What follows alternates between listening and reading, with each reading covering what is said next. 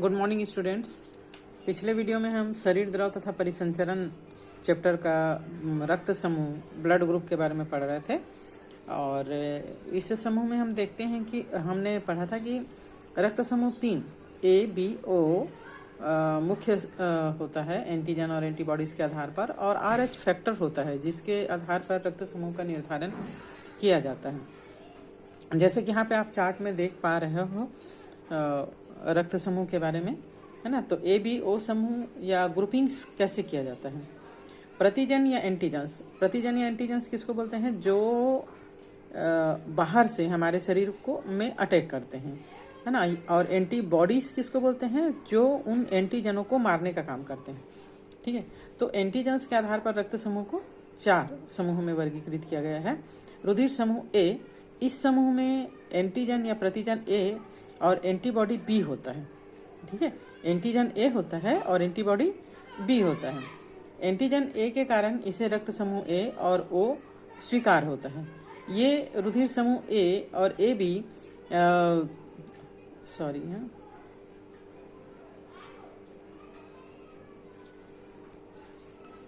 यहाँ पर हम पढ़ रहे थे रक्त समूह के, ये रुधिर समूह ए और ए बी रुधिर समूह वालों को दिया जा सकता है, मतलब डोनेट किया जा सकता है।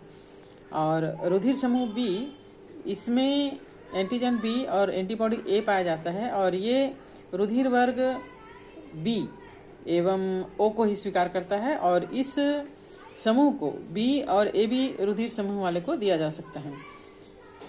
यहाँ पर एंटीजन और एंटीबॉडी से मतलब एंटीबॉडी मतलब एग्लूटिनिन और एंटीजन का मतलब होता है एग्लूटिनोजेन होता है। और रुधिर समूह ए बी के बारे में बात करें तो रुधिर समूह में प्रतिजन यानी एंटीजन ए और बी दोनों पाया जाता है, लेकिन यहाँ पर एंटीबॉडी का अभाव होता है, एंटीबॉडी इसमें नहीं पाया जाता। ये रुधिर समूह ए बी और ओ सभी रुधिर समूह को स्वीकार कर लेता है, परंतु इसको रुधिर वर्ग ए बी को ही दिया जा सकता है। मतलब ये इसको कोई भी वर्ग का ब्लड डोनेट किया जा सकता है, पर ये केवल ए बी रक्त समूह वालों को ही दिया जा सकता है। इसीलिए ए बी समूह वाले जो रक्त है, जो कि सभी रक्त समूह को स्वीकार कर लेता है, इसके कारण इसको सर्वग्राही या यूनिवर्सल रेसिपिएंट कहा जाता है, ठीक है। और रुधिर समूह ओ की हम बात करें तो रुधिर समूह ओ में एंटीजन का अभाव होता है, मतलब इसमें कोई भी एंटीजन नहीं होता, लेकिन एंटीबॉडी ए और बी दोनों पाया जाता है। ये रुधिर समूह केवल ओ ब्लड ग्रुप वाले को ही स्वीकार करता है, किसी भी और अन्य ब्लड ग्रुप वाले को ये स्वीकार नहीं करता, लेकिन यह सभी ब्लड ग्रुप वाले को दिया जा सकता है, डोनेट किया जा सकता है। इसीलिए ओ ब्लड ग्रुप वालों को यूनिवर्सल डोनर, सर्वदाता कहा जाता है। ये डोनेट तो कर सकता है पर ले नहीं सकता किसको। यदि किसी व्यक्ति के रुधिर में उससे भिन्न रुधिर समूह का रुधिर मिला दिया जाए, जैसे मान लो ए वाले को बी दे दिया जाए या बी वाले को ए दे दिया जाए, तो एंटीजन और एंटीबॉडी के प्रतिक्रिया के कारण उनका जो रक्ताणु है ना, ब्लड जो सेल्स होते हैं वो आपस में चिपक जाते हैं और गुच्छे बना लेते हैं।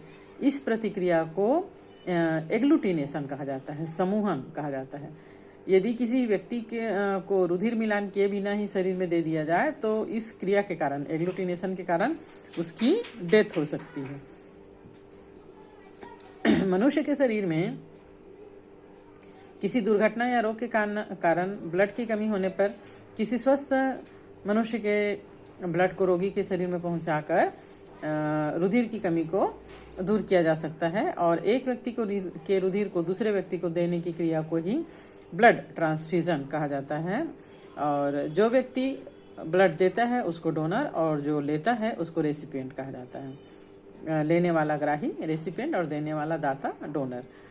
रुधिर आधान से पूर्व दाता और ग्राही के रुधिर समूह का मिलान करना अब बहुत ही आवश्यक होता है। जैसे कि हमने देखे कि दूसरे ब्लड ग्रुप वाले को दे देंगे तो उस व्यक्ति की मृत्यु हो जाएगी।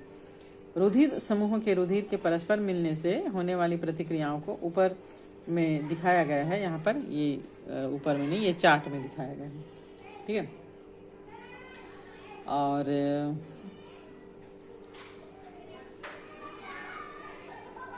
तो इस प्रकार जो यदि भिन्न रक्त समूह वाले रुधिर को मिलाए जाते हैं तो उसमें एग्लूटिनेशन की क्रिया होती है।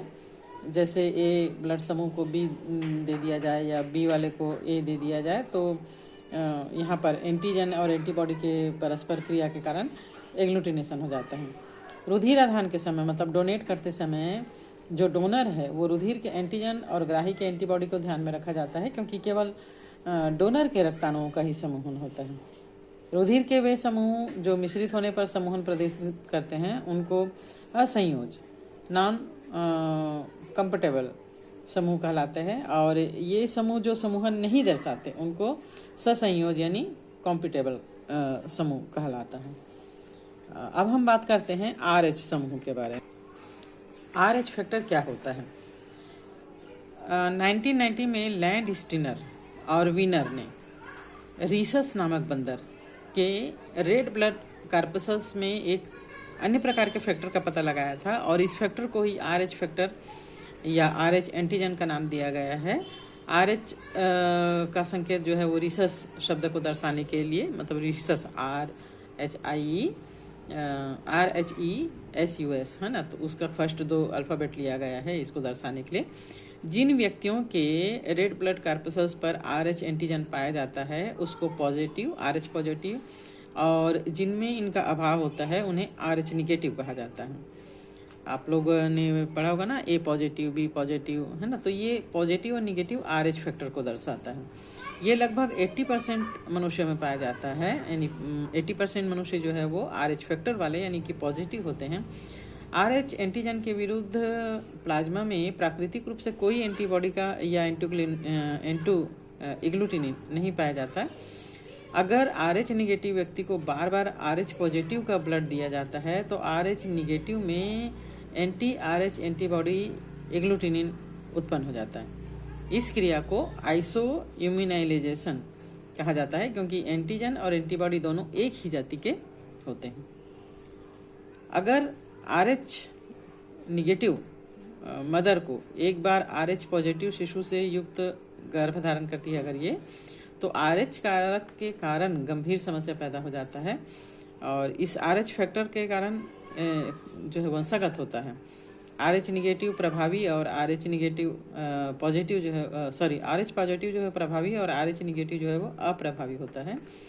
RH निगेटिव मदर से उत्पन्न RH पॉजिटिव शिशु जो है वो पिता से RH कारक प्राप्त करता है।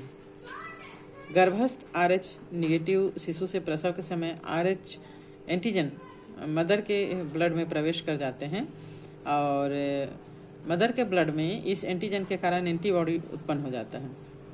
जनरली एंटीबॉडी इतना ज़्यादा मात्रा में नहीं होता है कि प्रथम बार अगर शिशु उत्पन्न होता है तो उसको हानि पहुंचा सके, लेकिन अगर बाद में गर्भधारण की स्थिति होती है तो माता के रुधिर से एंटी-RH एंटीबॉडी प्लेजेंटा के द्वारा गर्भस्थ शिशु के रुधिर में पहुंच जाता है और शिशु के रुधिर कणिकाओं का लयन हीमोलाइसिस कर देता है।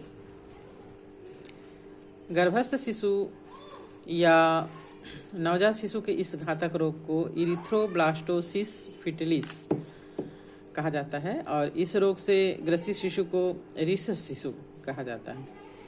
जनरली इनका जन्म समय से पहले हो जाता है और इनमें रक्ताल्पता पाई जाती है, ब्लड की कमी होती है, और बच्चे के रक्त को स्वस्थ रुधिर के द्वारा प्रतिस्थापित करके बच्चे को बचाया जा सकता है। प्रसव से ठीक पूर्व लगभग 72 घंटे के भीतर RH निगेटिव माता को एंटी-RH निगेटिव एंटीबॉडी का इंट्रावेशन इंजेक्शन देकर भी शिशु को बचाया जा सकता है।